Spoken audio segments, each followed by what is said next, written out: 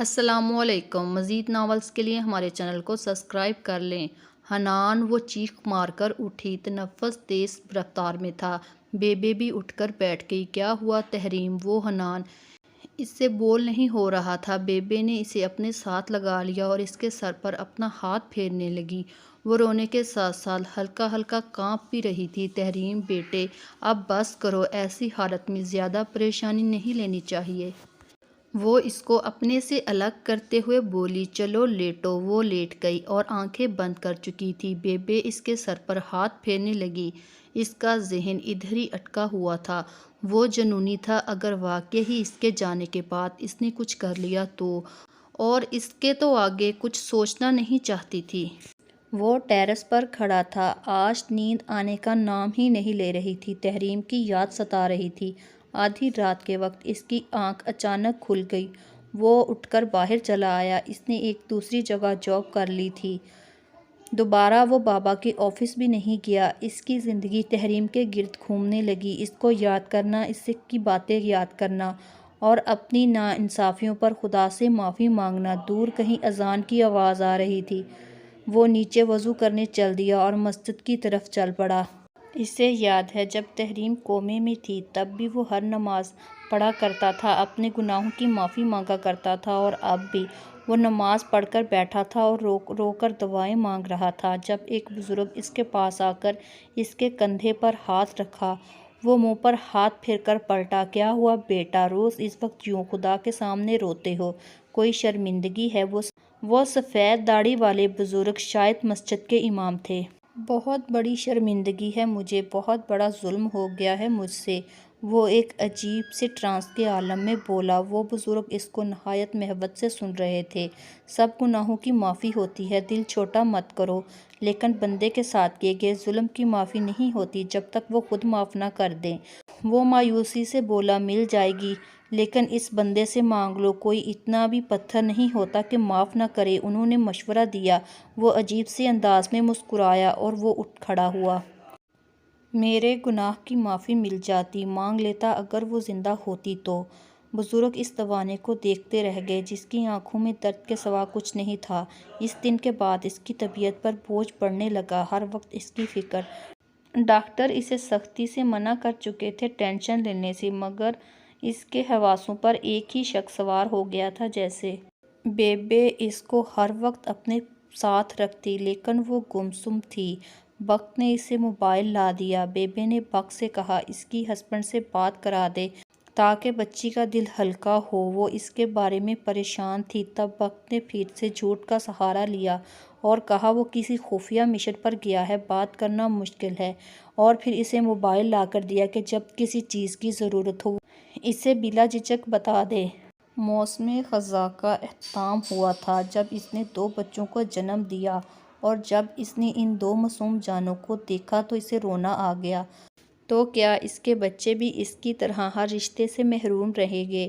البتہ باقی بہت خوش تھے۔ بیٹا اور بیٹی حنان کی کاپی تھے۔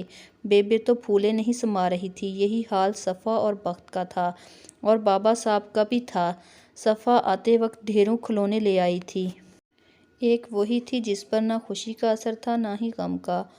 اس وقت اسے کسی کی کمی محسوس ہو رہی تھی، وہ تھا حنان۔ بے نے بچے کا نام سعد اور جبکہ بابا نے بیٹی کا نام ربیل رکھا تھا۔ بیٹی کا انہیں بہت شوق تھا، مگر ان کی بیٹی نہیں تھی۔ ربیل تو جیسے ان کے لیے بیٹی ثابت ہوئی تھی، اور سعد بے کی آنکھ کا تارا بنا ہوا تھا۔ صفا ویسے بھی اکلوتی تھی، اس کی تو جان تھی دونوں میں۔ بخت کا حال بھی کچھ ایسا ہی تھا، سوائے اس کے وہ اپنے کمرے میں لیٹی ہوئی تھی، آنکھوں پر بازو رکھے روئے جا رہی تھی۔ اسے اندازہ ہو رہا تھا اپنے کیے ہوئے فیصلے کے انجام کا۔ اس نے جذبات میں آ کر اپنی حنان کی اور اپنے بچوں کی زندگی برباد کر لی تھی۔ اگر واقعی حنان نے تائی کی بات مان کر اپنی زندگی بسا لی تو اس سے آگے وہ کچھ سوچنا نہیں چاہتی تھی۔ کبھی کبھی اسے لگتا تھا وہ خود غرض بن رہی ہے۔ حنان کو اپنی زندگی جینے کا حق ہے، وہ کر لے شادی، جی لے اپنی زندگی، لیکن پھر اس کا کیا قصور تھا؟ اسے کبھی کسی کا پیار نہیں ملا تھا۔ ماں باپ وہ جو مر چکے تھے، ایک مٹی کے نیچے اور ایک مٹی کے اوپر، اور رضا بھلا اس کا کیا بگاڑا تھا اس نے تو کبھی کسی سے کھل کر بات بھی نہیں کی۔ اس کے باوجود اتنا گندا الزام لگایا گیا، حنان کو سونپ دیا گیا۔ وہ اس کے جنون سے ڈرتی تھی، جس دن اسے پتہ چلا وہ اسے چھوڑ دے گا، مگر اس نے نہیں چھوڑا بلکہ اسے پل پل مارنے کا ارادہ کر لیا۔ شاید وہ اپنی صفائی پیش کر کے مزید مجرم نہیں بننا چاہتی تھی اور عارفہ کی سازش سمجھے بغیر چھوڑ کر آ گئی تھی۔ لیکن اب سب صاف تھا، عارفہ کی سازش اسے سمجھ آنے لگی۔ اسے یہ سب سوچتے ہوئے اندازہ بھی نہیں ہوا کہ وہ رو رہی ہے۔ بے نے اسے روتے دیکھا تو انہیں دکھ ہوا۔ وہ اس نازک سی لڑکی کی چاہ کر بھی کوئی مدد نہیں کر سکتی تھی۔ تحریم بیٹا، انہوں نے پیار سے پکارا۔ وہ جو رو رہی تھی ایک دم ساکت ہو گئی اور آنکھوں کو بازو سے رگڑ کر ہٹایا۔ جی وہ بولی تو بے نے اس کے چہرے کو دیکھا، سرخ ہوئی ناک، سوجی ہوئی آنکھیں اور سرخ گال۔ کیوں رو رہی ہو؟ انہوں نے سوال کیا۔ ایسے ہی دل اداس تھا تو وہ بات بناتے ہوئے بولی، دل کیوں اداس ہے پتہ نہیں، اس کا دل نہیں تھا کسی بھی چیز کا فی الحال۔ مجھے وقت نے بتا دیا ہے سب۔ اس نے ان کی طرف ایک جھٹکے سے سر اٹھا کر دیکھا۔ پریشان مت ہو، مجھے وہ اسی وقت بتا دیتا، مگر اسے لگا شاید میں ایک انجان لڑکی کو یوں گھر لے آنے پر ناراض ہو جاؤں گی، تو چھپا گیا۔ وہ ان کو دیکھنے لگی۔ اولاد بڑی نعمت ہوتی ہے، ان کو یوں اپنے سے محروم مت کرو۔ وہ اسے خاموش دیکھ کر مزید بولیں، اپنی محرومیوں کا بدلہ اپنی اولاد سے مت لو خدا کے لیے۔ وہ رونے لگی تو انہوں نے اسے اپنے ساتھ لگا لیا۔ تم بے شک اپنے شوہر کو چھوڑ کر آ گئی ہو، لیکن اولاد کے ساتھ تو میرا بیٹا یوں مت کرو، ان معصوموں کو تو ابھی کچھ نہیں پتہ۔ آئی ایم سوری بے، مجھے ان میں حنان کا عکس نظر آتا ہے، میں چاہتے ہوئے بھی کوئی بات نہیں، لیکن مجھ سے وعدہ کرو اب ان بچوں کے ساتھ یوں بے ادبی نہیں برتو گی، خود کو سنبھالو گی تو جی پاؤ گی، میں کوشش کروں گی۔ وہ ان کے ساتھ لگی، منہ چھپائے بولی۔ وہ اس کا سر سہلاتی رہی۔ بے کے سمجھانے بجھانے کا اثر تھا، اس کے لیے سب کچھ اب سعد اور ربیل بن چکے تھے۔ اس دن وہ لان میں تھی، اب ربیل اور سعدی دونوں پاؤں پاؤں چلنے لگے تھے۔ صفا اس کے پاس بیٹھی باتیں کر رہی تھی، وہ اس کی باتیں سن رہی تھی، مگر دھیان ان کی طرف تھا۔ وہ بار بار انہیں پودوں کی طرف جانے سے منع کر رہی تھی۔ تبھی صفا نے عجیب سا سوال کیا، تمہیں حنان یاد نہیں آتا؟ وہ چونکی اور پھر اسے دیکھا نہیں اور دوبارہ انہیں دیکھنے لگی۔ اتنی سخت کیسے ہو تم؟ پتہ نہیں یار کیسے حالات نے کر دیا۔ وہ پھیکا سا مسکرائی، لیکن اب مڑ کر نہیں دیکھا۔ تمہیں اسے ذرا بھی محبت نہیں تھی کیا؟ وہ جھٹکے سے مڑی۔ محبت پتہ نہیں۔ ایک دم خود کو کمپوز کیا اور بولی، بتاؤ نا تحریم، تمہیں نہیں لگتا کہ تم بھی اسے اتنا ہی زیادہ چاہتی ہو جتنا وہ تمہیں؟ وہ اصرار کرنے لگی۔ وہ کچھ بھی نہیں بولی کچھ دیر۔ جب اس نے اظہار کیا پہلی دفعہ مجھے ڈر لگ گیا۔ پھر جب اس سے شادی ہوئی تو اور ڈرنے لگی، کہیں محبت ہو گئی اور اسے پتہ چل گیا تو مجھے چھوڑ دیا تو۔ لیکن جب میں اسے چھوڑ کر آ گئی تب مجھے اندازہ ہوا جس محبت سے میں بچ رہی تھی وہ تو مجھے ہو چکی تھی۔ مجھے حنان سے محبت ہو گئی تھی، لیکن کوئی فائدہ نہیں رہا، اب ہمارے راستے جدا ہیں۔ وہ آخر میں پھیکا سا مسکرائی۔ صفا کی آنکھیں نم ہو گئیں۔ میری دعا ہے اللہ تم دونوں کو پھر سے ایک کرے، آمین، وہ زیر لب بولی۔ تبھی اندر سے بخت نے آ کر ربیل کو اٹھایا، پیار کیا اور پھر سعد کو، اور دونوں کو اٹھائے ان کی طرف آ گیا۔ کیا ہو رہا ہے لیڈیز؟ وہ ان کے پاس ان دونوں کو اتارتے ہوئے بولا۔ کچھ بھی نہیں، کہیں جا رہے تھے آپ کیا؟ وہ پوچھنے لگی۔ جی بالکل آپی جی، شہر جا رہا ہوں، ایک کام تھا، 1-2 دن تک آ جاؤں گا۔ وہ صفا کو بالکل اگنور کرتے ہوئے بولا، اچھا جی، اچھا اب چلتا ہوں، لیٹ ہو رہا ہوں، اپنا اور بے کا خیال رکھیے گا اور ان دونوں کا بھی، اور کچھ لوگ جو نہیں دیکھ رہے ان کا بھی۔ وہ صفا کی طرف آنکھوں سے اشارہ کرتے ہوئے بولا تو مسکراہٹ نمایاں تھی۔ بخت کبھی تو صلح رہنے دیا کرو، وہ خفگی سے بولی۔ کر لوں گا واپسی پر صلح بھی، اللہ حافظ۔ وہ مڑا تو اللہ حافظ کی آواز سنائی دی جو کہ صفا کی تھی۔ وہ سر جھٹک کر آگے بڑھ گیا اور تحریم ہنستی چلی گئی اس کی جلد بازی پر۔ وہ جا رہا تھا جب ایک گاڑی نے غلط ٹرن لیتے ہوئے اس کی گاڑی کو ٹکر مار دی۔ اس نے گاڑی کا رخ موڑنے کی کوشش کی، تبھی گاڑی سڑک کی سائیڈ پر لگے درخت سے ٹکرا گئی۔ اس کا سر اسٹیئرنگ سے ٹکرا گیا اور گرم خون کی ایک دھار اس کو اپنے سر سے ماتھے پر آتی ہوئی محسوس ہوئی، اور اس کے بعد وہ ہوش سے بیگانہ ہو گیا۔ آج آفس میں کام زیادہ تھا۔ وہ سارا کام نپٹا کر اٹھنے لگا جب پیون نے اسے کسی گیسٹ کے آنے کی اطلاع دی۔ اس نے اسے اندر لانے کا کہا اور ساری فائلیں ترتیب سے رکھنے لگا۔ ڈور ناک ہوا۔ "کم ان پلیز" اس نے دیکھے بغیر کہا اور پھر سر اٹھا کر دیکھا۔ "سٹ ڈاؤن" الفاظ اس کے منہ میں ہی اٹک گئے جب سامنے اس نے دیکھا۔ سامنے عارفہ تھی۔ آپ کیوں آئی ہیں یہاں؟ وہ خود کو کنٹرول کرتے ہوئے بولا۔ کیا ایک ماں کو اپنے بیٹے سے ملنے کی اجازت لینی ہوگی؟ یہاں کا ایڈریس کس نے دیا؟ وہ ان سے پوچھنے لگا۔ جس نے بھی دیا، لیکن حنان اب چھوڑ دو ضد، خدا کے لیے گھر آ جاؤ۔ ہو گئی خطا بیٹا، معاف کر دو ہمیں۔ وہ رونے لگی۔ مما میں کون ہوتا ہوں نہ معاف کرنے والا؟ سوچی سمجھی سازش کے تحت کی جانے والی خطا کی معافی نہیں ہوتی۔ وہ اٹھ کر بریف کیس اٹھا کر باہر کی طرف جانے لگا، پھر پلٹا۔ وہ امید طلب نظروں سے اسے دیکھ رہی تھی۔ مما اللہ آپ کو معاف کر دے، میری دعا ہے، کیونکہ آپ نے صرف اس کی جان نہیں لی بلکہ میرے بچے کی بھی لی ہے۔ جب مجھے میری اولاد نہیں ملی تو آپ کو کیوں ملی؟ وہ سخت لہجے میں کہہ کر چلا گیا اور وہ سن بیٹھی رہ گئی۔ آج دل پھر اداس تھا۔ وہ گاڑی بے مقصد سڑکوں پر دوڑا رہا تھا۔ اس نے فارم ہاؤس میں سب کو سختی سے منع کیا ہوا تھا۔ کوئی اس کی ورک پلیس کا نہیں پتہ دے گا مما بابا کو، اور نہ ہی کوئی کال وغیرہ کا اسے بتائے۔ وہ بالوں میں انگلیاں پھنسائے ایک ہاتھ سے ڈرائیونگ کر رہا تھا جب اس کی نظر سڑک پر دوسری جانب درخت کے ساتھ لگی گاڑی پر پڑی۔ اس نے ایک دم بریک لگائی اور جلدی سے اتر کر اس کے پاس پہنچا۔ وہ نوجوان زخمی تھا اور بے ہوش تھا۔ اس نے گاڑی کا دروازہ کھولا تو باہر کی طرف گرا، مگر اس نے جلدی سے سنبھال لیا اور ایمبولینس کو کال کی۔ بخت نے آنکھیں کھولی تو ایک دم سے پھر بند کر لی۔ کمرے میں تیز روشنی تھی۔ سر میں درد کی ہلکی ہلکی ٹینسیں اٹھ رہی تھیں۔ تھوڑی دیر بعد اس کی آنکھیں مکمل طور پر کمرے کے ماحول سے آشنا ہو چکی تھیں۔ اسے اپنے بائیں جانب دیکھا تو ایک نوجوان چیئر پر بیٹھا ہوا تھا۔ اس کے حلیے سے لگ رہا تھا کہ وہ ساری رات یوں ہی بیٹھا رہا ہے۔ اس کے سرہانے اس کے پاس۔ "آپ ٹھیک ہیں؟" وہ نرمی سے پوچھ رہا تھا۔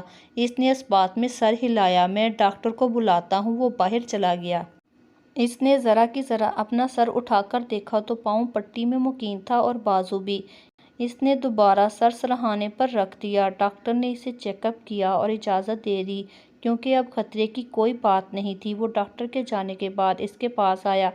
"یہ آپ کا موبائل، آپ اپنے گھر والوں سے بات کر لیں۔ " اس نے موبائل لیا اور تحریم کو سب کچھ بتا دیا اور بیبے بابا کو بتانے سے منع کر دیا، وہ پریشان ہو جائیں گے۔ حنان تب تک میڈیسن لے کر آ چکا تھا۔ "ہو گئی بات؟ " وہ انتہائی نرمی سے بولا۔ "جی چلیے گھر چلتے ہیں۔ " وہ بولا۔ "نہیں میں ٹھیک ہوں، آپ کا شکریہ، میری جان بچائی ہے آپ نے۔ آپ اس حالت میں گھر گئے تو شاید آپ کے گھر والے پریشان ہو جائیں گے۔ " پھر بخت کے نہ کرنے کے باوجود وہ اسے لیے اپنے فارم ہاؤس پہ آ گیا۔ تبھی ان کا پرانا ملازم چچا کرم دین نے اسے ایک اجنبی کے ساتھ آتے دیکھا تو حیرت میں مبتلا ہو گیا۔ وہ اسے سہارا دے کر اندر لایا۔ "ہانی یہ کون ہے؟ " وہ اس کے نک نام سے ہی بلاتے تھے۔ "میرا دوست ہے چاچا، یہ زخمی ہے، کچھ دنوں تک یہیں رہے گا۔ " وہ اسے لانچ میں صوفے پر بٹھاتے ہوئے بولا۔ "السلام علیکم۔ " بخت نے سلام کیا۔ "وعلیکم السلام بیٹا، زیادہ تو نہیں لگی؟ " وہ آگے ہو کر دیکھنے لگے جبکہ حنان اس کی ٹانگ کو میز پر رکھ رہا تھا۔ "کچھ خاص نہیں، بس تھوڑی سی لگ گئی ہے۔ " وہ بمشکل مسکراتے ہوئے بولا۔ "میں چینج کر آتا ہوں، تب تک چاچا آپ ان کے لیے سوپ اور دودھ میں ہلدی ڈال کر لائیں۔ " وہ ہدایت دیتا ہوا اندر کمرے کی طرف چلا گیا جبکہ بخت اپنے مسیحا کی مہمان نوازی پر حیران تھا۔ تحریم کال سن کر پیچھے ہٹی تو صفا کی رنگت پیلی پڑی ہوئی تھی۔ صفا وہ اس سے کوئی بات نہیں بن پا رہی تھی کیونکہ وہ سب کچھ سن چکی تھی۔ "نہیں تحریم، کوئی جھوٹ نہیں، میں کسی کو نہیں بتاؤں گی، لیکن مجھے سب کچھ سچ بتاؤ۔ " "وہ ٹھیک ہے، بس سر پر چوٹ لگی ہے اور بازو اور پاؤں میں فریکچر ہے۔ " وہ اسے بتاتے ہوئے اپنے ساتھ لگانے لگی۔ "میں اسے بہت محبت کرتی ہوں تحریم، وہ نہیں سمجھتا میں کیا کروں۔ " وہ ہچکیوں کے ساتھ رو رہی تھی۔ "وہ جانتا ہے پاگل، ایویں تمہارا رشتہ نہیں مانگا بیبے نے۔ " وہ اس کے کان میں سرگوشی کرتے ہوئے بولی اور صفا کی دل کی دھڑکن تیز ہو گئی۔ کھانے کے بعد اسے حنان کمرے میں لے گیا تھا اور اسے آرام کی تلقین کر کے جانے لگا تو اس نے پکارا۔ "سنیے۔ " "جی۔ " وہ پلٹا۔ "میں پوچھ سکتا ہوں کیا آپ ہر اجنبی کے ساتھ یہی سلوک کرتے ہیں یا صرف مجھ پر؟ حنان مسکرایا، دوست ہر کسی کے ساتھ نہیں، تم اپنے سے لگے ہو، بس دل کے سکون کے لیے کیا، مجھے کسی صلے کی غرض نہیں۔ بہرحال آپ آرام کریں، وہ کہہ کر دروازہ بند کر کے چلا گیا۔ اگلے کچھ دنوں تک وہ اس کے پاس ہی رہا۔ چچا کرمدید نے اسے بتایا تھا وہ اکیلا رہتا ہے، اس کی بیوی مر چکی تھی اور ماں باپ سے ناراضگی تھی۔ اسے ہانی کے بارے میں جان کر بہت دکھ ہوا اور دوسری طرف صفا کو چپ لگ گئی تھی۔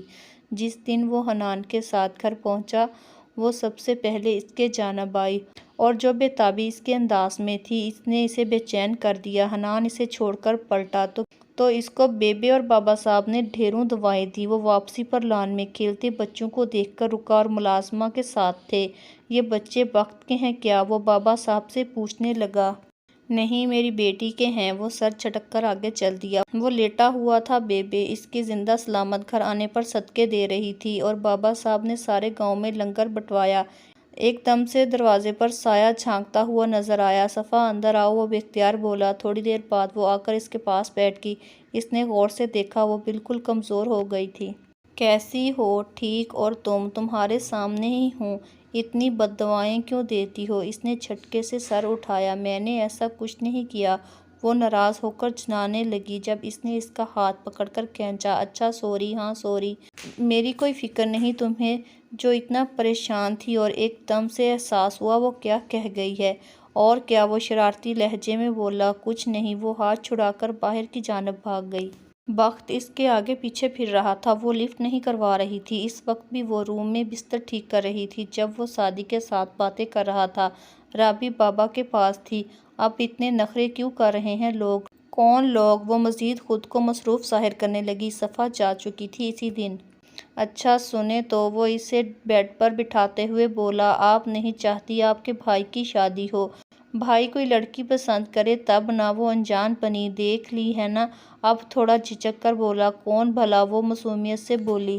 صفا، اور کون؟ او مائی گاڈ، تم ہر وقت اس سے لڑتے رہتے تھے۔ اور اب؟ وہ اسے کندھے پر مارتے ہوئے بولی، جہاں زیادہ لڑائی ہوتی ہے وہیں پیار بھی ہوتا ہے، کیوں بھول گئیں؟ بہت پہنچے ہوئے ہو، بات کروں گی لیکن نکاح کی ابھی پڑ رہی ہے وہ۔ تھینکس، آپ نہیں جانتی میں کتنا خوش ہوں۔ وہ اس کے چہرے پر خوشی کے رنگ دیکھ کر خوش ہو گئی۔ بخت کی بات طے ہو گئی تھی اور نکاح کی ڈیٹ بھی فکس ہو چکی تھی، دونوں طرف سے انتظامات ہو چکے تھے۔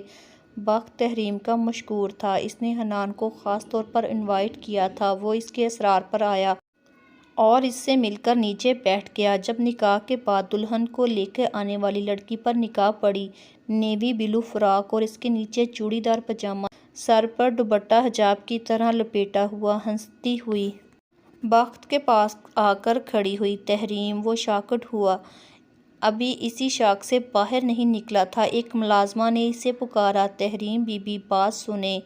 وہ 2 منٹ کہہ کر اسٹیج سے اتر گئی اور وہ بے دم سا ہو گیا۔ مزید ناولز کے لیے ہمارے چینل کو سبسکرائب کر لیں۔ اگر ویڈیو پسند آئی ہو تو ویڈیو کو لائک اور شیئر کریں، چینل کو سبسکرائب کریں۔ شکریہ۔